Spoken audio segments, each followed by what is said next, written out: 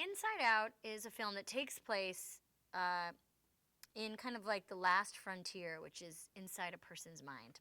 And this particular person is Riley, who's turning 11, and she's had a big, giant change in her life. Her parents have moved. She's moved.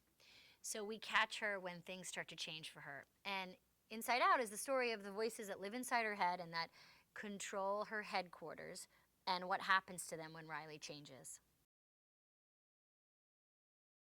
The very first time we are introduced to Joy, we hear her in the very first frame of the film talking about when Riley was born.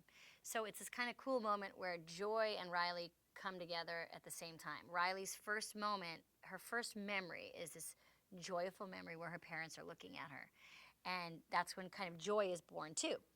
And Joy has like 33 beautiful seconds of like being the only one there until Riley starts to cry and then sadness shows up.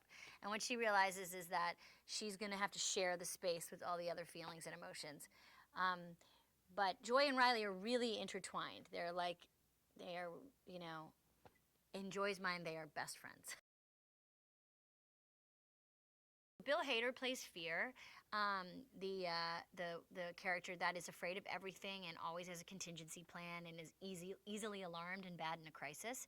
And Bill's hilarious as always. And the great Louis Black plays Anger, the character who literally blows his top, fire comes out of his head, angry all the time, reading the news, thick tie, high cholesterol, I would assume.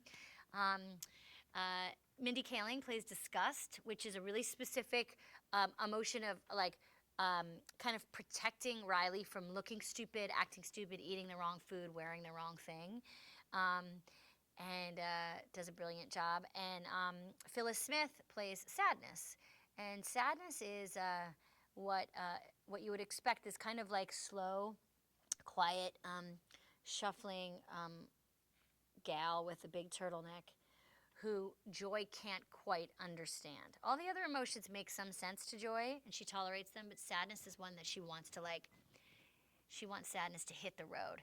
And they do, literally. Sadness and Joy have to go on a journey together and kind of figure out how they need each other. It's just so incredibly beautiful looking. It is like a world that feels very familiar and really magical at the same time.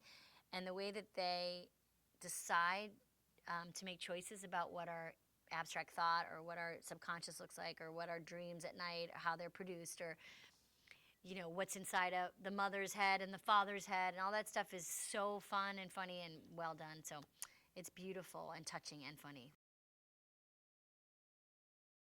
I know as a mother of two boys, kids have a really, really hard time telling you how they feel.